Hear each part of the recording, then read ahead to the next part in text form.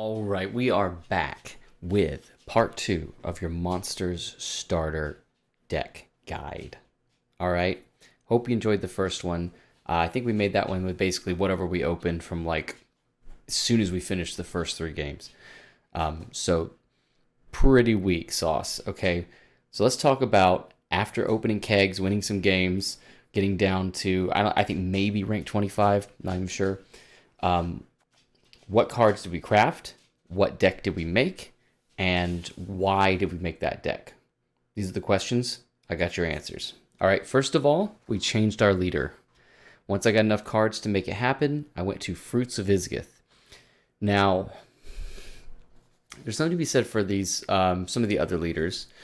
They're not bad, but Fruits of Isgith kind of worked pretty well for a very old school approach to monsters, which is the thrive curve, the thrive keyword that's on a lot of these cards.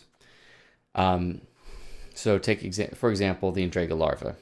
These have a thrive keyword. If you look at that, boost this unit by 1 or the specified amount whenever you play a unit with higher power. So pretty much all of them are 1 except for I think 1, like the Fuka, 1 card. So Indraga larva is one of the most powerful cards in the game, and by taking full advantage of these and other Thrive cards, we're going to slam a lot of points. Now, at this stage in the ranked ladder, this archetype is going to be hugely successful, which is why I'm steering you in this direction. Also, there's a lot of overlap with the gold cards. I had one comment on the YouTube page, why don't you just create a V deck? You win. There you go. Well, V's good this season, right? But it also has a lot of, and go look it up on the meta reports, TLG, Airtuza, those kind of websites. It also has a lot of cards that you aren't going to use in another monster deck. You aren't going to use them in hardly any deck. It's just, they're very specific to that deck, and very rare. Some of those are very rarely used. But for this deck, I've crafted 3 cards that you're going to use. So these top 3 cards, first of all, first one I crafted was Igurn. A 13-point body that gains armor equal to the number of cards in your hand. So when you play him, he's going to have 8, 7, 6, depending on how late you play him in the game, he's going to have that number of armor. And he's going to sit there and he's going to be fine unless the opponent takes that armor off of him. So earlier in the game, it's going to be not worth his time. Later in the game, he might not have his removal anymore. Either way, this is a good card to slam for tempo pretty early in the game, actually. And then there's a payoff later with Osril. Osril consumes a unit from your graveyard or your opponent's graveyard, depending on which row you play him on. So you play him ranged row to eat your Gurn. Last play, that's 14 points. That's a pretty good finisher. It's a very common finisher in the game, especially for monsters. My second craft was actually Naglfar. This is a consistency card. It's going to look at 2 random golds from your deck, and then you can play 1, and the other goes to the top of your deck. All right, so you're going to get to play 2 of your gold cards because of this card. Plus, you're thinning 1. So you're going to find more stuff that you want to find because you're thinning, but also specifically 2 of your golds. That's pretty amazing. My third craft would be Oberon King. Now, I actually really love the evolving cards that they came out with last year for Master Mirror, and Oberon is no exception, especially in the Thrive category, in the Thrive game here. He creates a Bronze Wild Hunt unit. So imagine this, you've got all these Thrive guys on your board, they're all lined up, and you drop Oberon, then you drop another card. So you've just procced all your little Thrive guys twice. You do it at the right timing, this can be a very powerful play. Okay, so some of these, Spear Tip, old Spear Tip you got when you started the game. Some of these we find. Osril you got when you started the game. A lot of epic cards you'll find in your kegs, because epics are not hard to find, honestly. They come up a lot, and you'll open a lot of kegs, so it's going to come up quite often. So Katakan was one I picked because it's a Thrive. He spawns a 3-point Ekimara, and he's a 5-point body. So he's a little bit higher up there, but he's an 8-point right out of the gate play. So that's not bad. and then he's just going to grow. And since you've got some real big boys to throw down, it's going to be he's going to be very helpful. You'll probably find your Goliath. Goliath is a 10-point body, but he has a death wish. Okay, if somebody kills him, essentially he's going to pull the highest unit from your opponent's deck. Now that could help them or hurt them. We consider it mostly a downside, but sometimes it actually works in your favor. Needless to say, you probably want to be careful letting him fall to a Geralt in round 3. So maybe an earlier game play as well, because he's also setting up the graveyard for your Osril. But if he happens late in the game, then it is what it is. I found Winter Queen. I chose to use her. She can be very useful in the fact that we are devotion, so we get the thrive benefit from her. But she comes out of the deck when frost is applied to both rows. Well, we've only got one way of doing that, and I've included a Red Riders into the deck. And you're going to want to use Red Rider's Spread, which spawns frost on both rows for 2 turns. So she is a mulligan. Whenever you see her in your hand, mulligan. And hopefully don't brick. Next up's Ada Striga. Ada, if you have dominance, does 4 damage, so she is 5-point body with 4 points of removal. Hopefully you've taken out an engine. If not, you're just doing a 9-point play, which isn't bad. She can also help your thrive. Beast is a pretty easy one to find, and if you see it, you get it, because it's pretty much a staple of the monsters decks. It's an amazing engine, and it's going to keep boosting itself as long as a unit on the board, your side or their side, is taller than it. It's going to boost itself by 2 until it matches or exceeds that unit's power. So, pretty great engine, very well rounded. The opponent has to answer this or they're going to struggle. Next, we got our Apiarian Phantom. I'm going to go with that. Basically, you put it on the melee row, and it's going to grow by 1 point every turn. When you're done wanting it to grow, or if you think it's going to get killed, you use its order ability, which gives you a 3-point damage. Sometimes you use it for removal. Very understandable if you want to do that. Okay? So, we've already talked about Red Riders. These ghouls are a mulligan in round 1, but later in the game they come down and they eat your taller bronze units from your graveyard. And with a 2-point body to start with, that can be a pretty tall unit. Especially on these griffins, that's a 10-point play. I shouldn't have to tell you that a bronze that plays for 10 points and procs all your thrive units is pretty valuable. So we got 2 of those, 2 of these griffins. Now, these have a caveat. You have to destroy an allied unit on your row. Well, with your leader, if you play this early, you destroy your little... What does it create again? It's going to create a Grinicor's fruit. Okay, so these little fruits of Viscith. You destroy it, and you get another one next turn. So it's basically like you're not sacrificing anything to get an 8-point body. You use these earlier in the game or in the second round. Use them early into the first round so that you don't go too tall on your fruit before you use it, because you're going to need to build it back up again. So it doesn't consume, it destroys. That's something definitely you want to note. You should find these 2 Indraga larvae in kegs, and you're going to want to definitely select those as soon as you find them. They are one of the best bronze cards, if not the best bronze card in the game. They come down at 2 points. That doesn't seem that great, but then they start thriving. Now they're 4. Now they're 3. Now they're 6. Okay, every turn that you proc them, they are increasing very quickly in value, and it's not hard to get 10 points out of this little guy in no time at all. So you have 2 of those. You've got 2 An-El Conquerors. These, because you have devotion, don't destroy themselves. So don't play this deck without devotion and keep these guys in it. If you decide to get rid of the devotion, get rid of these guys too, because they just destroy themselves. If you don't have it, it's a terrible time. Nobody has fun. I had kind of an awkward spot. This may not be the best inclusion. You might have something you want to put in here more. This would be your flex spot. But I like him, this Indraga Warrior, because you can eat your Agurn after you've played him, and maybe your opponent's threatening the armor. You can eat it. So now it's just a full whatever point body on the board. 17, I don't know. Nope. 16, I don't know. So whatever it ends up being, you just ate it. And now the armor doesn't matter. Now it still can be tall punished, but at least the armor isn't a problem.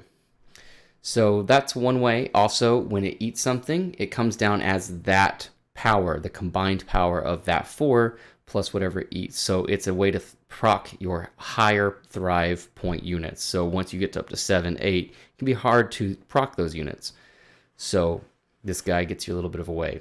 You eat one of your higher point units, and you're proccing those big old tall thrive units. We got 2 Bruxas. These are just a thrive unit that puts 2 bleeding on an enemy unit.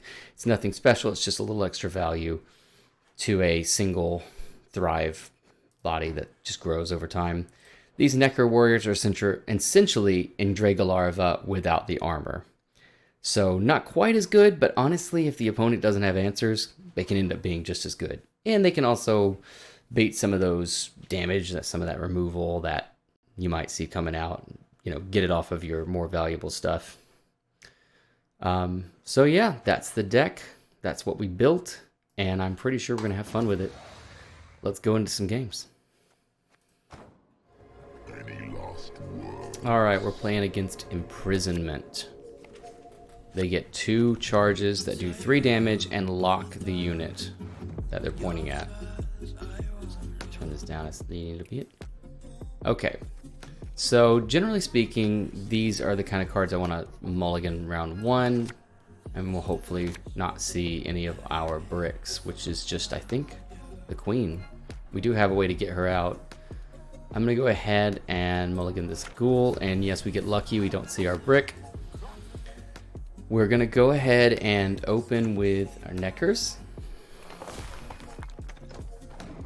So we may see some locks. He may be very lock heavy, but we got a lot of stuff to lock, so we're not terribly worried about it. Let me switch over to the in-game position here. I'd say looking at this hand, our next play is most likely this Griffin, just to get him out.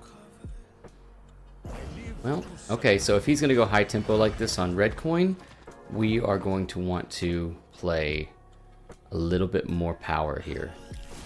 So we're going to go ahead and commit these larvae as well. We might start seeing some locks come down here. Okay, no, this is a Cloggers deck. The entire strategy of Cloggers is to give you bad cards so that you don't find your good cards.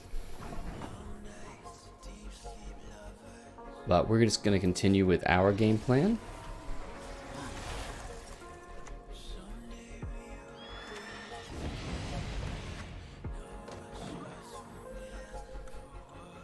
No problem. So Cloggers runs into some issues with not wanting to give you... Okay, so they're going to give me more Indraga larva. For them, that's a 2-point play currently, so not great for tempo. Okay, I did make one mistake here in that I forgot to use... No, I did use my leader, that's right. I used it with the Griffin. Silly. We do currently have dominance, so we can use this if we want to. I don't know that we want to, but we do need to proc our thrive unit, so I think we'll just go ahead and commit this guy. And now we are ahead. Don't want to use this quite yet because basically tactical advantage is not ideal for a thrive deck, but because we are obviously starting out, we don't have all of our cards, so we don't have our lamp gen yet.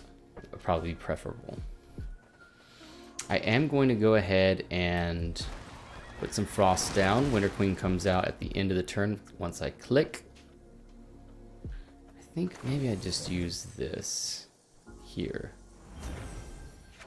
because I don't think they run tall punish. When the white frost comes, the world will at last be Excellent. cleansed.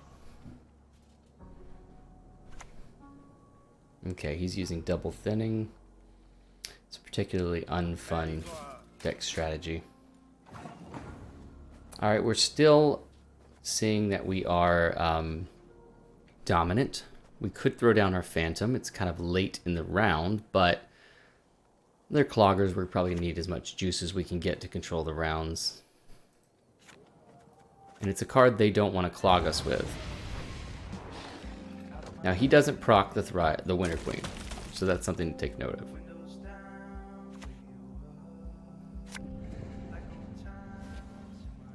Okay. So this is a Siri Nova build. One thing you know instantly when you see Siri Nova is that they can't have any cards that are provision cost 10 or more. Actually was 9 before, so that's news to me.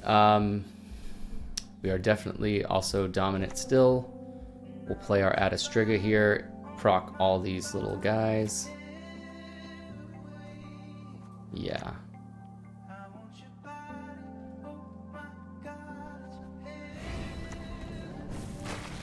2, 3, 4, 5. So he just played for 14 points. Now we're establishing quite a hefty lead. Okay, he's going to give me a fruit, which is actually a 3-point play when you think about it. Sure, it puts a useless card on the top of my deck. Is it really useless, though? It's still a Thrive unit. Okay, I'm going to use... Catachan does give him a clog target. So I think we use this warrior. Alright, now we are at the point where he is really far behind. He's probably going to need to pass. There we go. So even with Knickers coming out, he's nowhere close. We're glad we committed into the round to win it. That means we have the possibility of hopefully bleeding him out. Now, I think we went a little deeper than we would kind of hope to. Good, yeah. So he only clogged me 3 times, so that means we can just take these 2 mulligans and then we get our cards.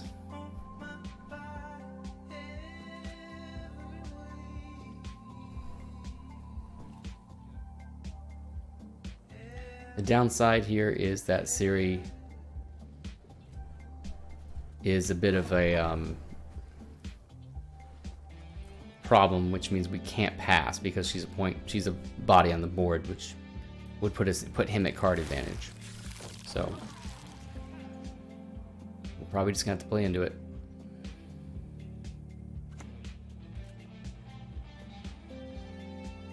Well, yeah, we get Indraga Larva for every round, though. Your life is worth a great deal, my lord.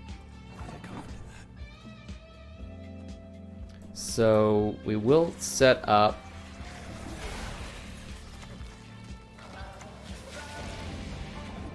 okay.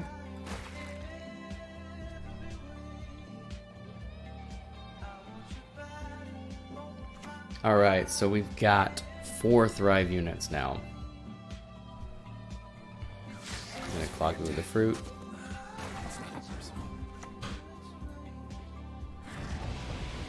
So this is gonna be a lock. Guaranteed. We'll play the Oberon.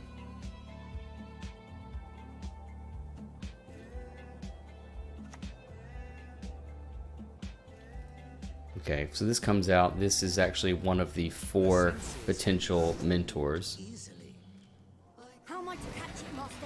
Okay, he does lock, just like we thought he would. Maybe we roll into the Purify. That wouldn't be the worst.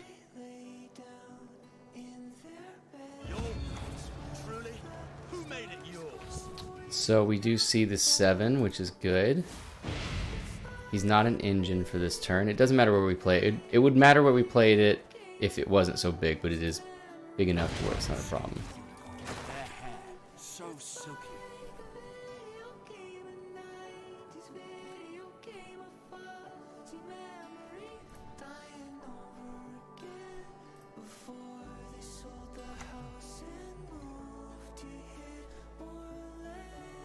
Nothing will stop us. Okay, we got a bricked minnow. That's heartening to see.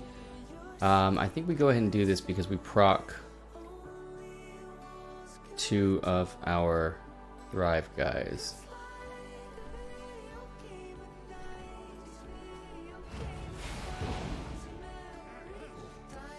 Alright, he's got 20 points to make up. If one of those is not a Mentor or Colgrim, I think he loses. Okay. So he gets 10 points per turn with his Colgrim here. This is what we wanted to bleed out. No such thing as justice in this world. 11 points because he thinned. So he's going to get out of the round, but not with anything else in hand. Alright.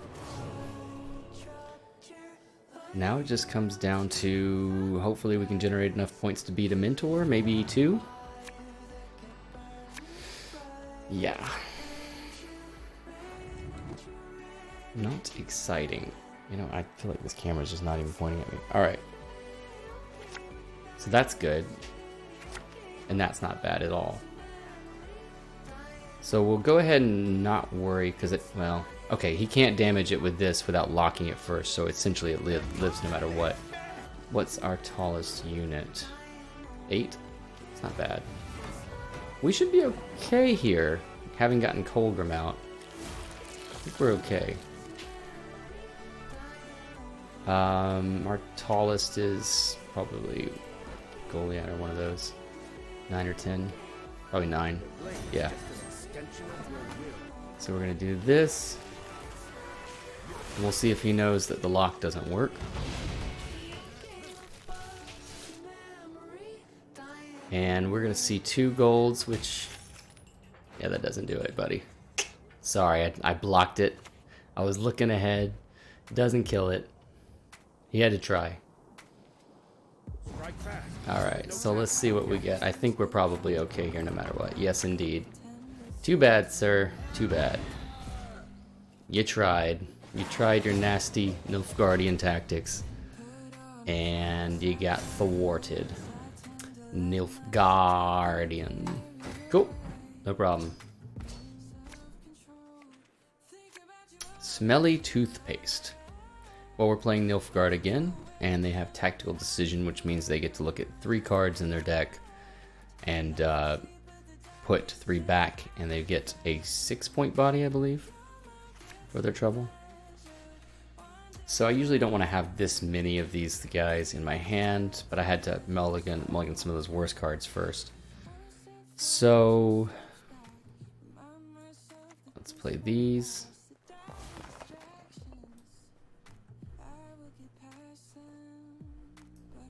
We'll put this guy up here just in case of random ping damage. You never know. There's the melee guy who just shoots stuff one at a time. And he can take a bullet for these guys. Okay, wholesome assimilate friend. I think we go ahead and take our Griffin here. Cool. So as you can see, points just start piling up, even when we only do 1 or 2 of these little guys. And we can generate some pretty solid points for 3 rounds or so. When I say 3 rounds, oh shoot. See, now that's the thing you gotta remember to do. Use your leader and then drop your card. Okay, we're good, we're good.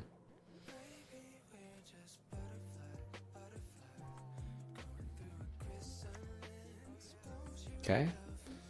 Getting some minor value out of his diviner. We're going to go ahead and thin out the Winter Queen because we like that.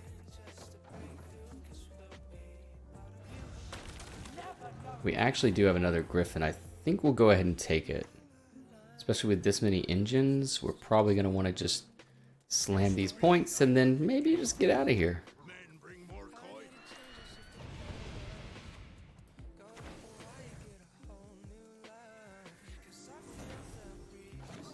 Alright, so they're way behind now. If he doesn't tall punish us, we'll just we'll probably just leave.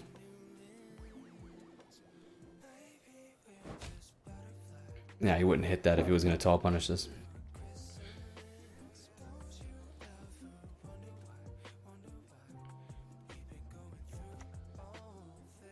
Okay, Vigo. So that's going to trigger 4 extra points from this. Oh, and then another 4 points. So that's catching up pretty fast. Her grace will not be pleased.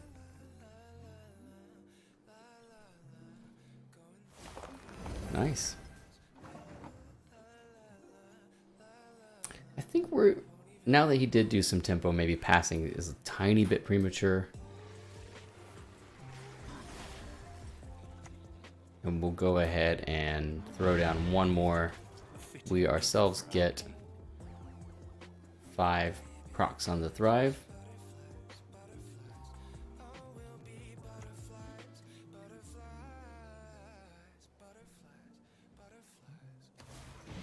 Okay.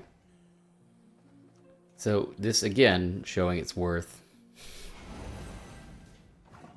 right here. So we proc our Thrive. Oh, and we eat the poison. So he just gave us a free point. Thanks, sir. Now we do have quite a chunky guy here.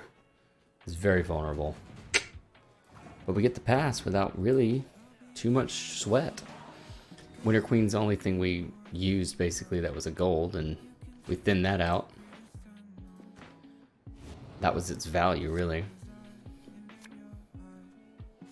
But got some great targets for that.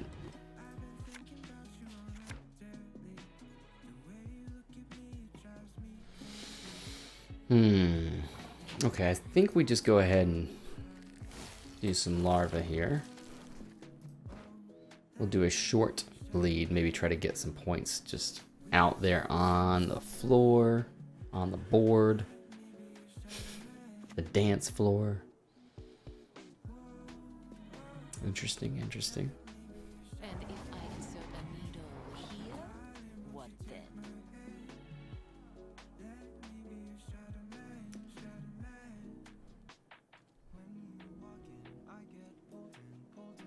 Definitely gonna want to do this.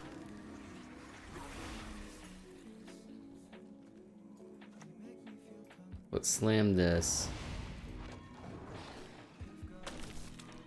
Though I debated using it at all.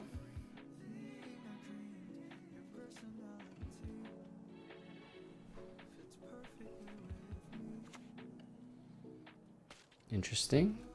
He's just trying to get these set up. The star's content shall be victorious today.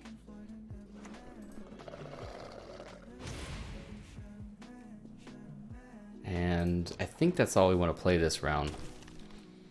Even though I don't want to give it away by shooting the Phantom at them. He'll still get another point when I pass. So I'd maybe miss 1 point.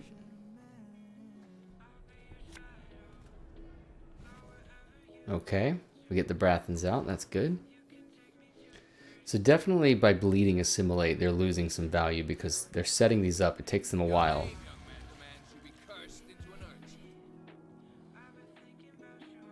So he doesn't have any good bronzes to copy except for these larvae, which come down as a 2. So he gets triple proc off that, triple proc again. Very good. And we leave.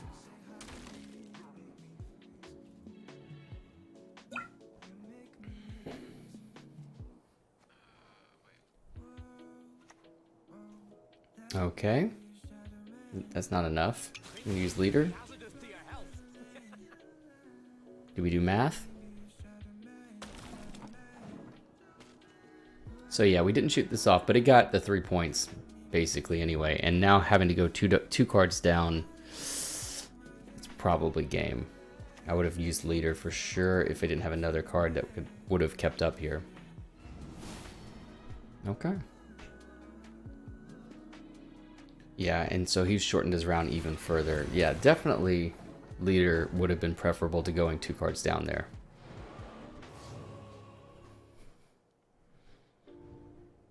Or a card down. It's a single card.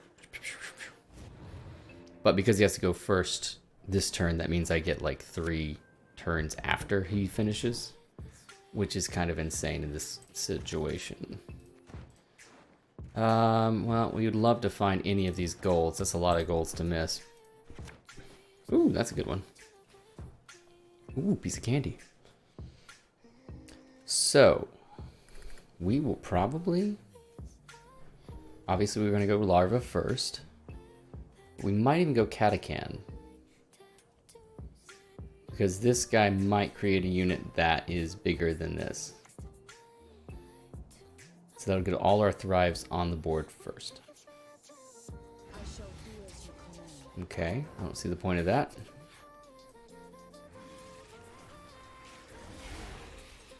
But we can, let's just check our deck, our graveyard real quick. What did you put back? That was the best card we played so far. You got me. I didn't get a chance to play Gurn. Okay, okay. So we're gonna change the game plan, of course. We're gonna hope to find movement here because he is real locked.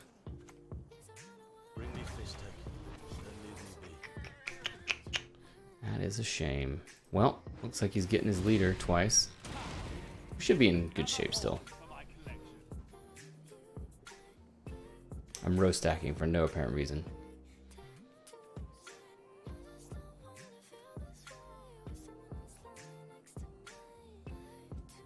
Yeah, we still got a lot of juice in this hand. Good for him getting that through. Yeah, this deck does not tend to control the opponent's deck at all, or their side of the board. So, not much we can do about that if we didn't find a movement guy. The Bruiser is able to push him back. Oh, that's a late card there. Would have been good for this to play that first. Give him 2 extra points. Alright, we do have dominance, so we could play our Striga. I think we're... Yeah, I might as well take that, because it's always possible they don't... You know, they steal dominance from us. Then we'd have to play one of these first, which could be vulnerable, and given that we just have so many turns after they finish, I don't think it's going to be a problem. Smelly toothpaste. Alright, man, he went for the cheese all the way.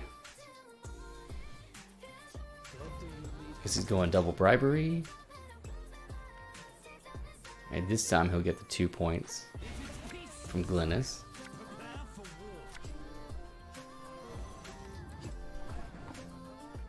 Okay, so we're gonna proc these thrives. 1, 2, 3. Or all at once. Do it your way, game.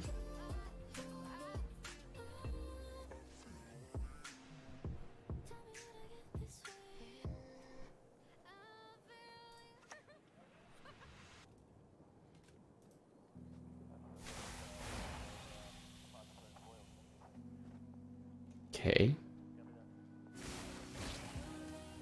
Ah, so he double spawns catechin. Okay. Whatever, man. Cool. GG, smelly toothpaste. Alright, we'll do one more. Good, we're showing something different. Alright, warriors. We got Patricidal Fury. Yeah. If you want to see a guide on this leader, this deck for starters, we have that on the channel. Gonna get rid of the ghouls. That looks good. Okay. Probably no need to mulligan. Well, maybe. I hate to brick on blue coin, especially against warriors, so let's not try. Plus, they're probably going to be able to kill these very easily. Like a hunter comes down and kills one instantly.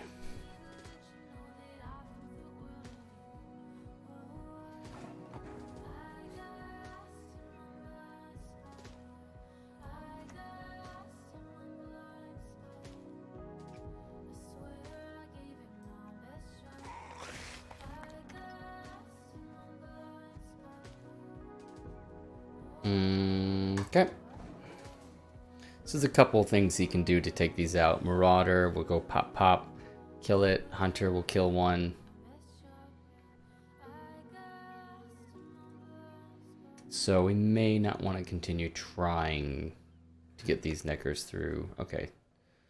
So he could not even click here, and he's still doing a pretty good job. I swear it upon the gods, I will avenge my father. Fair enough. I think we can afford to do this, actually. And we'll just throw our fruit down. Maybe eats up a Herkia charge.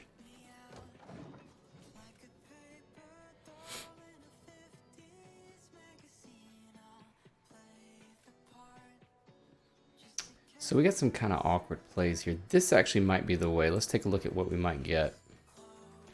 Obviously, we'd rather thin this out before trying Naglfar because it is randomized. But any of these three would be great to play. Beast would be fine, although there's not really a tall unit on the board. Osrul's a definite no, so he's the only one we really don't want to find after Winter Queen. So if we can thin her out first, that'd be great. But I'd like to get these thrived up just a teensy bit. So I'm probably going to go Phantom next. Because this committal, I think, is pretty much equal to this committal.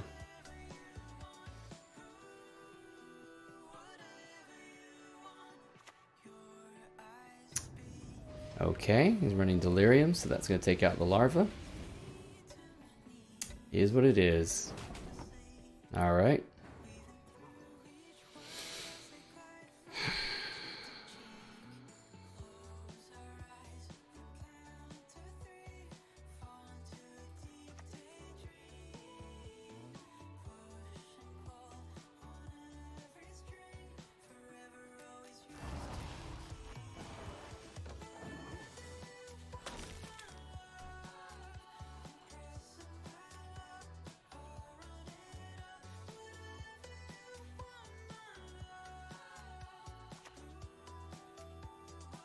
Okay.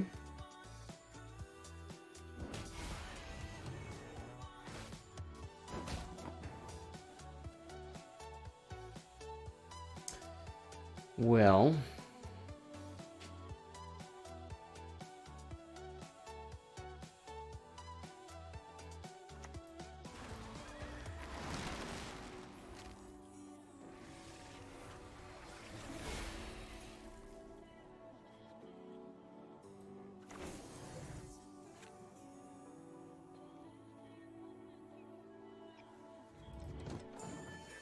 I don't think we mind going. Nah, I mean, we're obviously not behind, so. But if we ended up having to go down to 4 and then take the long round. So essentially, there are situations where you're able to basically just play cards down to 4, and then you pass and you pass again and you get back up to 10. The other person has to go first, so you still get last say. So if you need to, at about 6, play 2 cards to get it to win the round. If you think you can win the long round, you're fine. And that may be the case for us.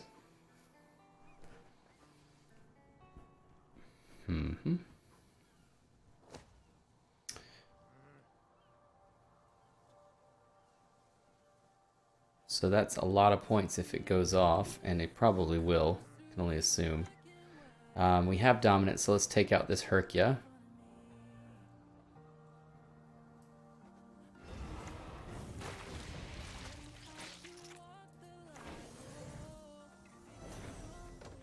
That's a pretty significant lead.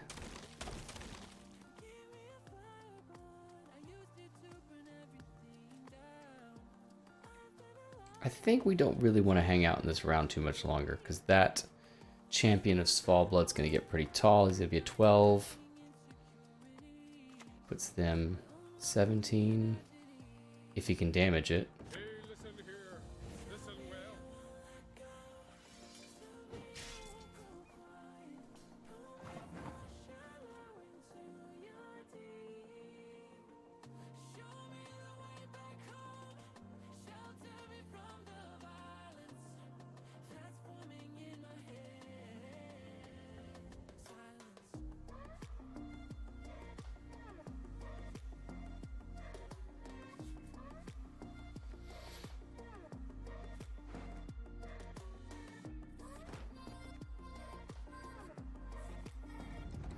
I think we take our pass.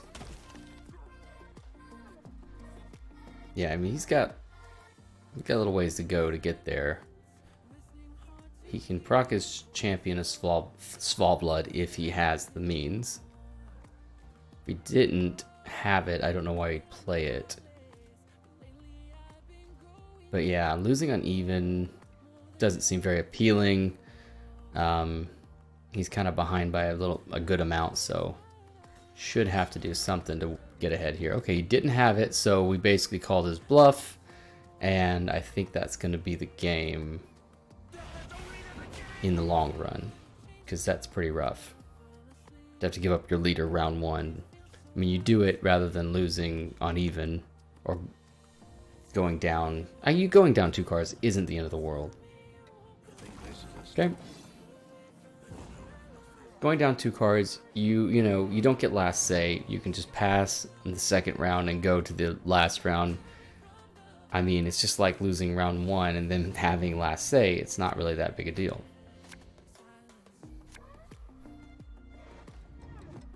But if you really desperately want round control enough, that may be an option for you here. Okay, so we didn't really find any more golds. So Naglfar's not getting any better. If you drive passes, I think Neckar's probably our spin here, maybe. They're just so dang vulnerable. Warrior's also an option. Although Warrior might be a way to play Igern in round 3, eat him, and then get the Osriel on him. Since he never got this through. I was actually thinking if he got the Champion of Svalblood out, we could eat that before he might use Sigdrufa's Right to pull it back out. Okay, so he's got his discard package going here. Don't you pester me. Nothing like some overseas plunder in spring.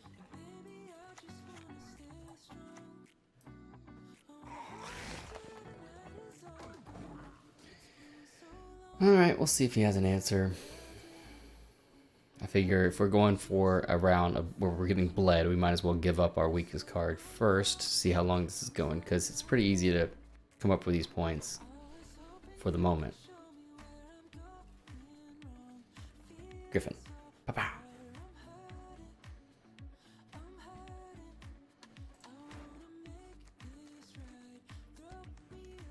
Yeah. Basically, we're guaranteed probably getting a big boy. Well, we're guaranteed probably. No, we're most likely getting a big boy in the Naglfar. Okay, man, what's going on? Okay, that makes sense. You won't get Delirium, but let's see what you get. How can I help? Okay, Red Riders. That's going to take out one of them. That's good. Good for you.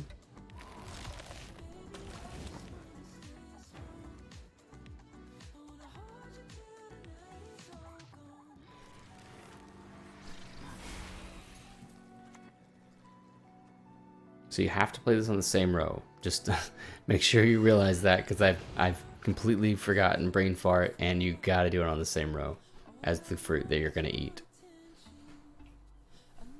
Or it will just instantly destroy self.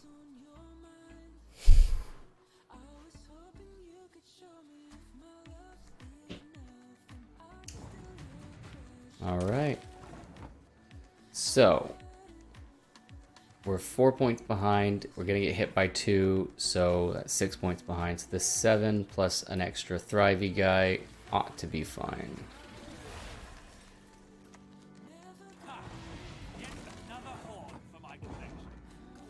Cool. So he'll get last say, which is probably fine. We'll see. It's better usually to be able to have round control last say, especially against Skellige when they have Morkvarg, but we got leader out, so we'll hopefully just having the value anyway that we need. Okay. So we're getting one of these 4. We might even get Osriel. Who knows? Same game plan. This is one of the reasons that I think this is the way to go, at least for now. Not only are you building the golds that you'll probably use in monster decks for a long, long time, as opposed to V where you're building just garbage. It's a good mechanic that's easy to remember, the Thrive Curve, how things go in order, and it's powerful. And it's gonna take me, if I want to use this deck to go up to pro rank, probably would get most of the way.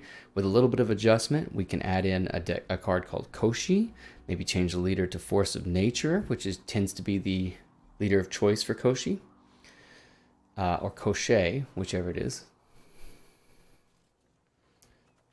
And yeah, I think we go here maybe next. Nah, I want to get this Thrive down. Do I? Yeah.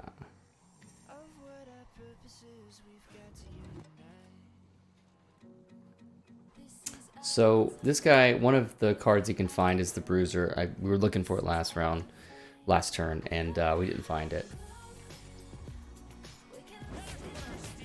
Okay, armor ate some of that up. That's nice. I almost grabbed the wrong card and didn't use my leader. So we'll do this. And we'll take the hit for now. Then we got our Oberon Conqueror.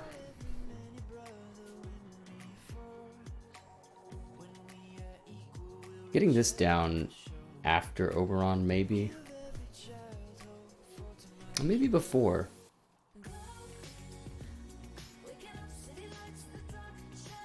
It's a shame he hit that, because it would have procced twice without any help.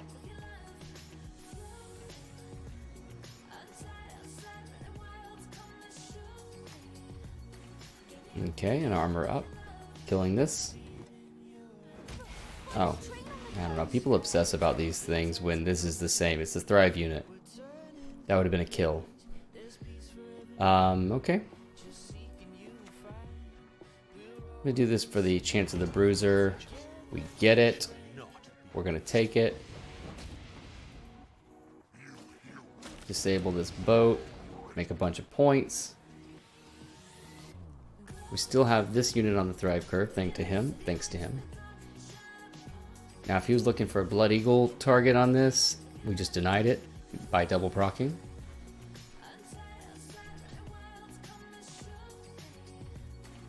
Okay. See, getting damaged that little bit with Thrive, it actually kind of helps us, because now these weren't going to proc before, now they are. Cool, thanks, man. Just extra points. So he damages all enemy units by 1.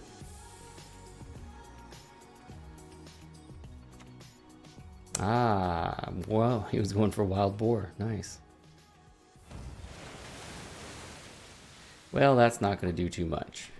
We're going to get our last Thrive unit down. Now, this we cannot play Gurn if we don't play him next.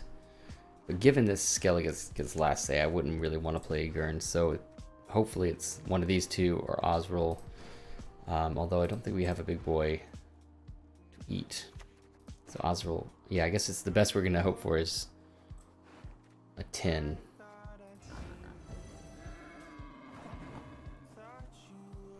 So given that knowledge, we'll go ahead and play this, because as long as he's still alive, that's an extra point. He's still growing, so that's good. So there's a lot of synergies that this boat, Wild Boar of the Sea, and this giant boar are not going to get to take advantage of, simply because we're Thrive. We're always going to have lots of green on the board. Not much choice then.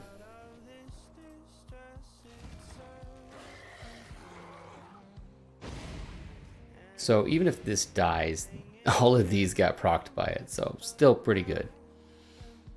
Gurn would have been dead instantly if I tried to play him, because he doesn't get armor because we didn't have any cards left. So be cognizant of that Gurn limitation. Sure, either one of those. Still not enough. So we win by more than double his score. Good. Yeah, that's the way.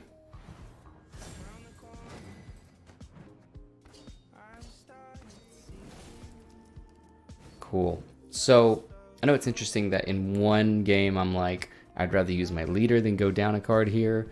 And in a different game, I'm saying I'd rather go down a card than use my leader here. It depends on the synergies that you need for that leader, you know? And it depends on whether you're going to bleed or not.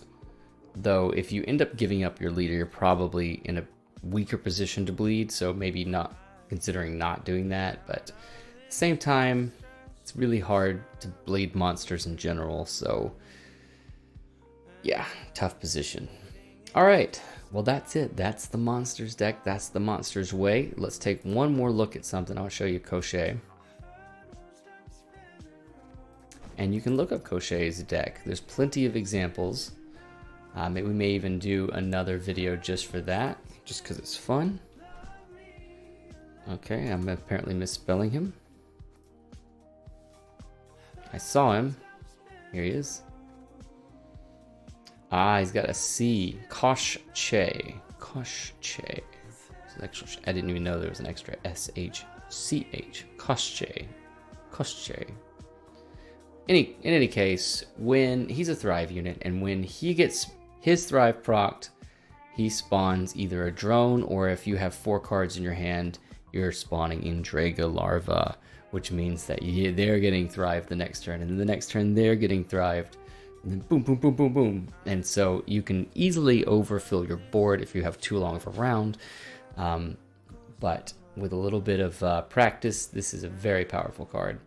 Usually people go for 2 of them using a card called Caranthir. Caranthir just spawns a 1 power base copy of a monster unit from your hand on this row.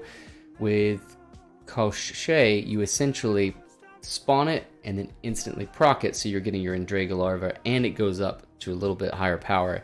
And if you remember, Koshé has armor, so a little bit of protection. So this is not a tier 1 deck, but Thrive is basically Thrive is a kind of thing that's been around a while, and it's still going to be good next season. It's going to be useful next season, even though the meta will be completely different. You'll still be able to play it, and you'll definitely be able to play stuff like this up to pro rank. Plus, your golds are going to be more useful in other decks, like Igurn and Naglfar. Those are in a lot of decks. Goliath's in a lot of decks. Beast is in a lot of decks. Phantom's in a lot of decks. So yeah, you got some options here.